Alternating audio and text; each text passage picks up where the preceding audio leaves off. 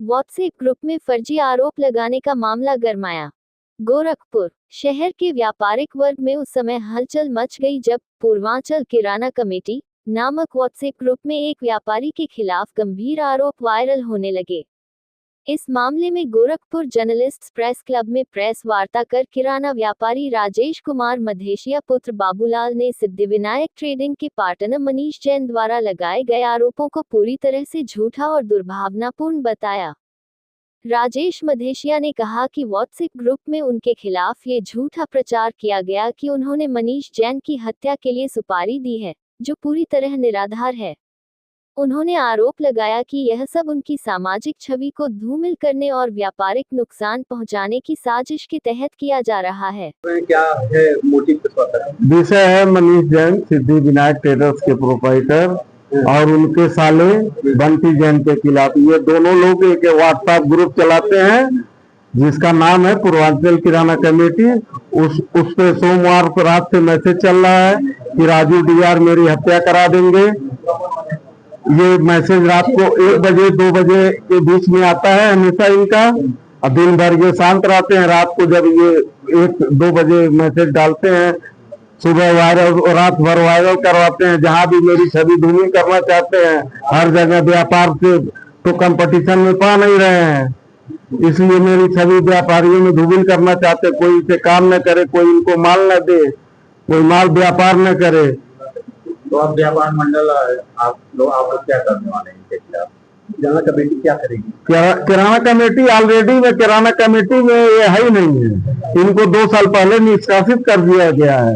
इनके यही सब कारण था ग्रुप में डालने का, जो सब सारी बातें। ये बताइए, अभी कुछ दिन पहले धनिया का एक प्रकरण आया था, हाँ, उसको लेकर भी कुछ मामला चल रहा है क्या? मामला तो कह रहे हैं कि हम बरामद कराए हैं। आपका क्या कहना है, बरामद कराए हैं? अब कह रहे हैं भाई बड़े नेता हैं, मान लीजिए बड़े नेता है तो कह ही रहे हैं तो मानना ही पड़ेगा ना, लेकिन हमको तो ऐसा लगता नहीं है। अब आप लोग क्या कदम उठाएंगे? और कमेटी में है नहीं, हम लोग जाएंगे कप्तान के वहां देंगे अपना IGRF दाखिल कर देंगे। किए हैं, कप्तान से टाइम मिला है, सब जगह डाल दे रहे हैं संज्ञान में। झूठ इन दोनों का, साले और बानोई का, दोनों का प्रॉपर्टी प्लस व्यापार का, दोनों को लेकर झगड़ा है।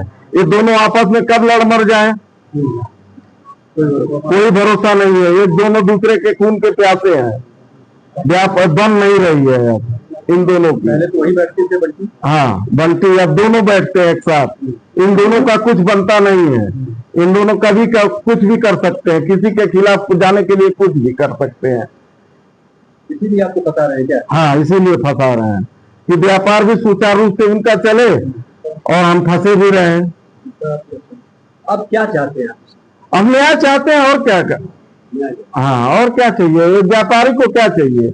आपको लगता है व्यापारी हत्या करा सकता है किसी का? नहीं लगता। पार्टी के अध्यक्ष हैं, अब आप लोग क्या वोट अपनाएंगे? नहीं, हम लोग जो है जैसे भारतीय जनता पार्टी युवा मोर्चा के ये उपाध्यक्ष हैं और इनकी हमारे खिलाफ बार बार अपने पदों का दुरुपयोग करते हुए ये हम लोगों के विषय में अपनी कमेटी पे अलग अलग बातें लिखते हैं। जिसान जो व्यक्ति है वह पिछले कई वर्षों में कई हत्याएं कर चुका है, कई लूट किया हुआ है और उसके नाम से जोड़ना है। जबकि हम लोगों ने उसकी हत्या में काफी, जब वो हत्या किया था तो हम अपने व्यापारियों ने गोरखपुर बंद करके काफी भी संघर्ष किया। उसके बाद संघर्ष के बाद जो है वो गीता प्रेस में पैसा भी लूट लिया था राधा माधव टेक्सटाइल से, उनका उसी दिन। और हमारे यहाँ कैलाश भी है, उनकी भी गोली मारी थी। उनके पिताजी को भी गोली मारने की कोशिश की थी, लेकिन वो छिप के बच गए थे। एक विश्वनाथ बड़ैया, उनके घर में जाके छिप गया था। और हमारा जो है एक मस्जिद है, उसी में एक दुकान थी, उसमें सीधी वो आपका जो है शंभू नाम का एक बेटा लड़का था, वो जो है उसकी हत्या कर दी। उसके घर के पास वो मर गया।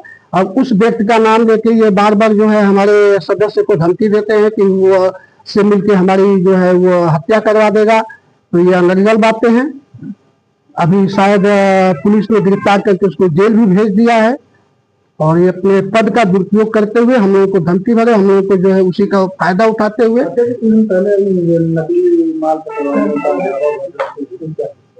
नहीं, कोई नकली माल का दावा नहीं था, कोई धनिया पकड़वाने का वो दावा कर रहे थे। कि कोई धनिया आया था और उन्होंने उसको पकड़वाया है, लेकिन ये गलत है। अब आप लोग करेंगे क्या?